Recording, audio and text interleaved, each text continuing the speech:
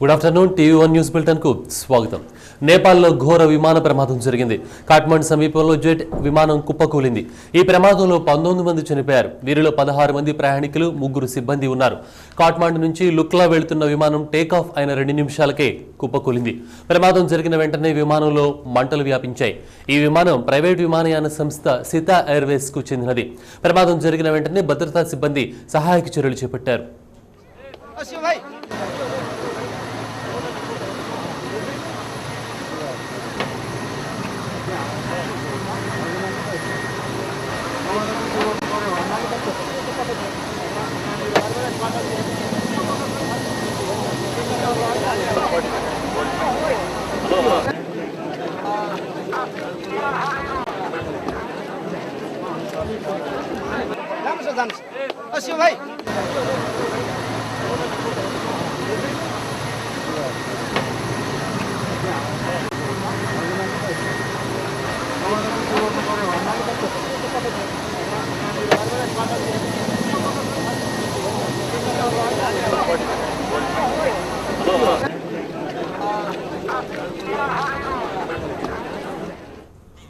విద్యార్థులు, మహిళలకు వరాలు, రైతులు, పేదలకు హామీలతో పాటు బెజవాడ నగరాభివృద్ధికి అభియంతో సీఎం కిరణ్ కుమార్ 3 రోజుల ఇందిరమ్మ బాట ముగిసింది. మంగళవారం కృష్ణా జిల్లా గన్నవరం నుంచి ఇందిరమ్మ బాటను ప్రారంభించిన ముఖ్యమంత్రి బెజవాడ పర్యటనతో పూర్తి చేశారు. ముఖ్యమంత్రి కృష్ణా జిల్లా ఇందిరమ్మ బాట ముగిసింది. 3 రోజులు కృష్ణా జిల్లాలో పర్యటించిన ముఖ్యమంత్రి పలు అభివృద్ధి కార్యక్రమాలకు ప్రారంభోత్సవాలు, శంకుస్థాపనలు చేశారు. తొలి రోజు మంగళవారం గన్నవరం వెటర్నరీ విద్యార్థులతో సీఎం ముఖాముఖి నిర్వహించారు. రాష్ట్రంలో ఏ ప్రభుత్వం ఇవ్వని విధంగా ఒకే ఏడాది 1,20,000 పోస్టులు భర్తీ చేస్తున్నామని చెప్పారు కిరణ్. చిన్న ఉద్యోగాల కోసం పోస్టు గ్రాడ్యుయేట్లు దరఖాస్తు చేయడం సరికాదని హితవు పలికారు. ప్రభుత్వ ఉద్యోగాన్ని 30 ఏళ్ల గ్యారంటీగా భావించరాదని సీఎం సూచించారు.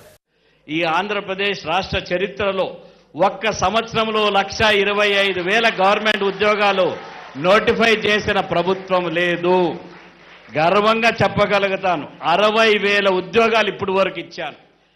ఎక్కడే గాని ₹1 లంచం గాని లేక ఒక్క ఉద్యోగం రికమెండేషన్ గాని లేకన్నా చేయగలిగానని గర్వంగా చెప్పగలుగుతాను. ప్రభుత్వ ఉద్యోగం అంటే మనలో ఏదో ఒక 30 సంవత్సరాలు మనకు గ్యారంటీ వచ్చేసింది. అందుకని పోస్ట్ గ్రాడ్యుయేట్స్ చాలా మంది కూడా రాసి పాస్ అయ్యారు. మీ చదువుకు నేను కోరేది ఒక్కటే, ఏది కూడా శాశ్వతం కాదు.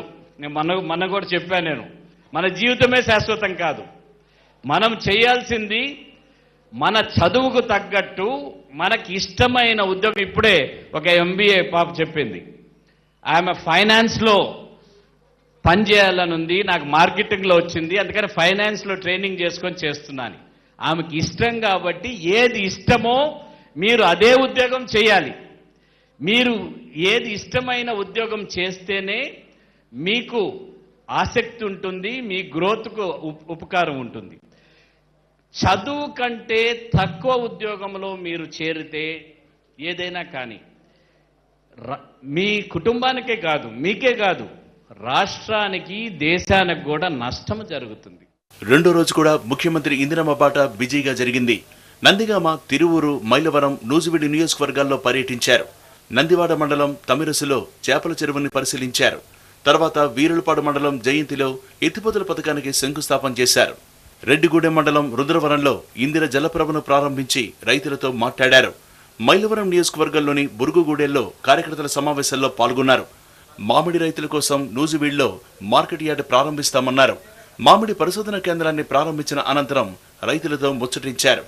ఇప్పటి వరకు ఏం చేస్తా ఉన్నా వ్యవసాయం? ఇంతకుముందు పత్తి వేసాం సార్, నిరుడు ముందు 2 సంవత్సరాలు. పత్తి అంటే వానతోనా పండించేది, నీళ్లతోనా? వానతోనే సార్. వానతో.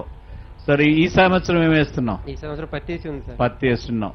డ్రిప్ వేసుకున్నావా? డ్రిప్ వేయలేదు సార్. వేయలేదు. అదే వేస్తారు, డ్రిప్ వేస్తారు. సరే, నీరు ఉంటే నీకు పంట బాగా వస్తుందా? వస్తుంది సార్.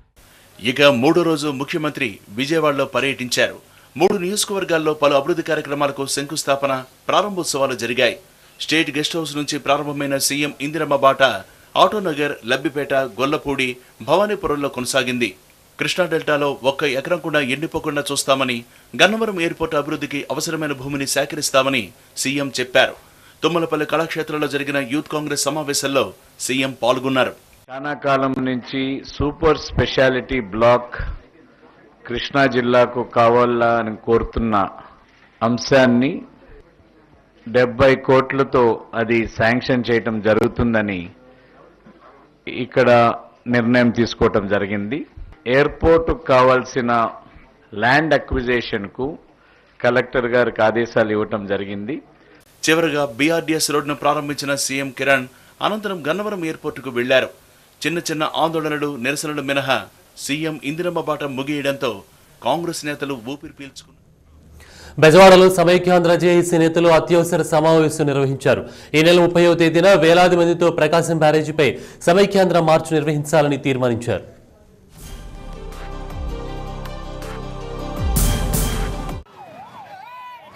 హైదరాబాద్లో తెలంగాణ జేఏసీ నేతలు నిర్వహించదలపెట్టిన తెలంగాణ మార్చుకు ధీటుగా బెజవాడలో సమైక్యాంధ్ర మార్చు నిర్వహించేందుకు సమైక్యాంధ్ర సంరక్షణ సమితి నిర్ణయించింది.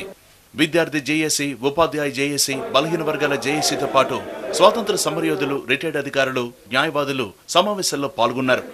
ఎవరెన్ని ప్రయత్నాలు చేసినా రాష్ట్రం ఎన్నటికీ సమైక్యంగానే ఉంటుందన్నారు. చాలా చక్కగా చేస్తాం, ప్రశాంత వాతావరణం చేస్తాం, పీస్ అండ్ ట్రాంక్విలిటీకి ఎటువంటి అవరోధం లేకుండా చక్కగా నిర్వహిస్తాం. ఇది ఈ మార్చి ఆంధ్రప్రదేశ్లోనే కాకుండా ఇండియా మొత్తం కూడా గుర్తించే విధంగా ఉంటుందని చెప్పి నేను చెప్తున్నాను. సమైక్యాంధ్ర మార్చిని శాంతియుతంగా నిర్వహిస్తామని, ఢిల్లీ నేతలకు తమ వాణిని వినిపించే రీతిలో మార్చు ఉంటుందని, విద్యార్థులు కూడా భారీగా తరలి రావాలని పిలుపునిచ్చారు.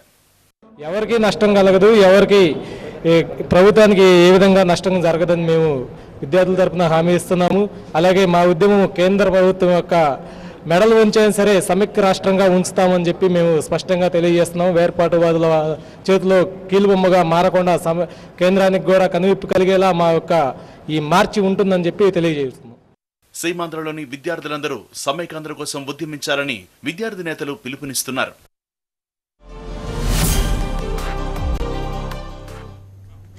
గణేష్ నిమజ్జనం, తెలంగాణ మార్చ్, బయోడైవర్సిటీ సదస్సులు పోలీసులకు కంటి మీద కునుకు లేకుండా చేస్తున్నాయి. ఈ 3 కార్యక్రమాలు ప్రశాంతంగా నిర్వహించడం పోలీసులకు పెద్ద సవాల్గా మారింది. తెలంగాణ మార్చ్ జరగకుండా చేసేందుకు పోలీసులు ఎక్కడి వారిని అక్కడే అరెస్ట్ చేస్తుండగా మార్చ్ జరుపు తీరుతామంటున్న జేఏసీ నేతలు వారి వ్యూహాల్లో వారు ఉన్నారు. దీంతో ఎప్పుడు ఏం జరుగుతుందోనని అందరిలో ఒకటే టెన్షన్గా ఉంది.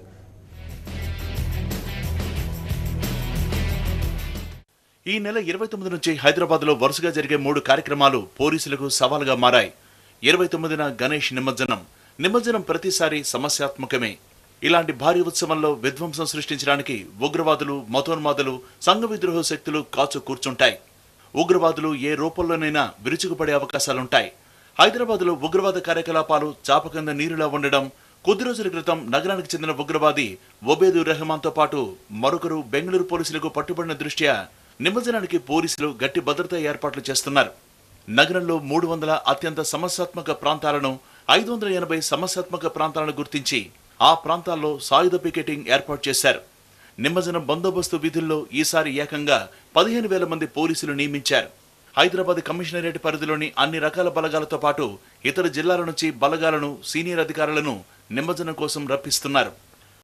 29కి మన గణేష్ నిమజ్జనం ఉంది. దీనికి అన్ని ఏర్పాట్లు సరైన జరిగిపోయినాయి.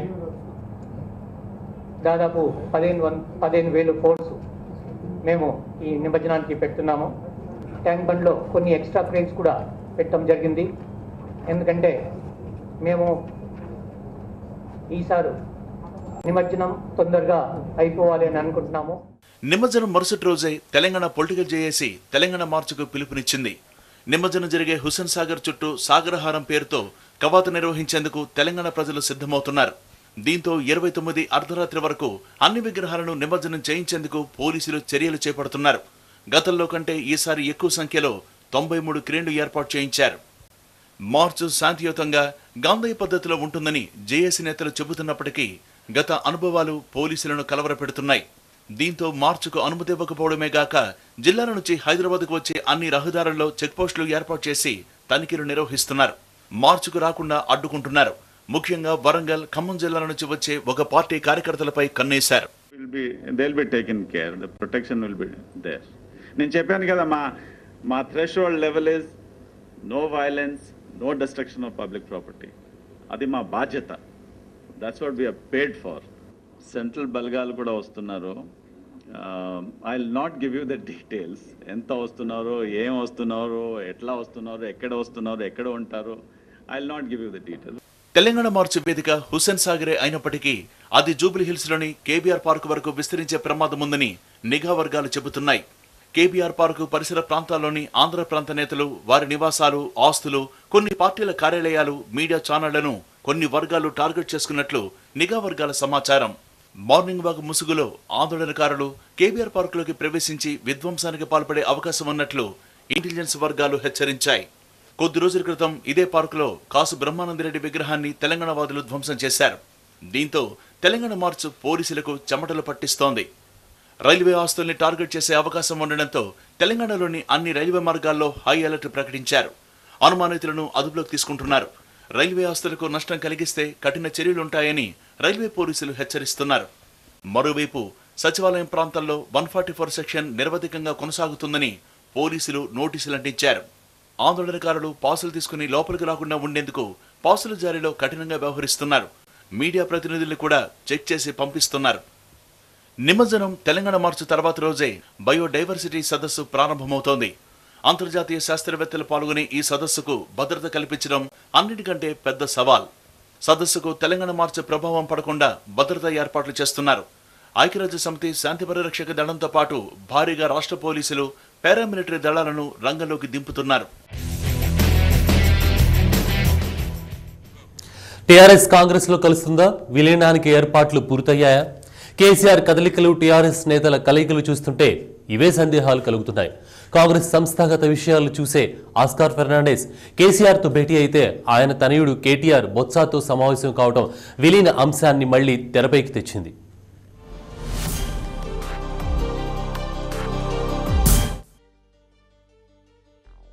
సెప్టెంబర్ 30 లోపు తెలంగాణ వస్తుందో రాదో కానీ ఆలోపు టీఆర్ఎస్ పార్టీ కాంగ్రెస్ లో మాత్రం కలుస్తుందనే ఊహాగానాలు ఊపందుకున్నాయి. రాష్ట్రంలో తెలంగాణ మార్చు హీటెక్కిస్తుంటే ఢిల్లీలో కేసీఆర్తో కాంగ్రెస్ అధిష్టానం పెద్దలు భేటీలు వేడి పుట్టిస్తున్నాయి.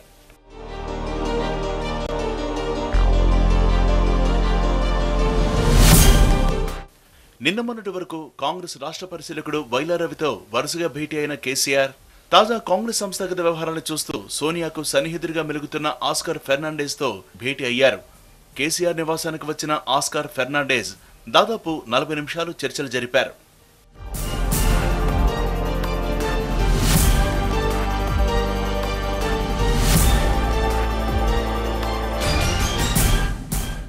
కాంగ్రెస్ లో టీఆర్ఎస్ ను విలీనం చేస్తే ఎలా ఉంటుంది, దానికి కావలసిన మెటీరియల్, పేపర్ వర్క్స్ ను కేసీఆర్ సెటిల్ చేస్తున్నట్లు ఊహాగానాలు వినిపిస్తున్నాయి. వీటికి తగ్గట్లే కాంగ్రెస్ పెద్దలు కేసీఆర్ తో వరుసగా సమావేశం కావటం పలు సందేహాలు కలిగిస్తోంది. అసలు ఆస్కార్ ఫెర్నాండెస్ కేసీఆర్ తో మంత్రాలు జరుపుతుండగానే ఢిల్లీలో మరో అప్డేట్ జరిగింది. ఢిల్లీలో ఉన్న పీసీసీ అధ్యక్షుడు బొత్సతో కేసీఆర్ కుమారుడు కేటీఆర్ సమావేశమయ్యారు. చాలాసేపు సీక్రెట్ గా ఆయన బొత్సతో చర్చించారు.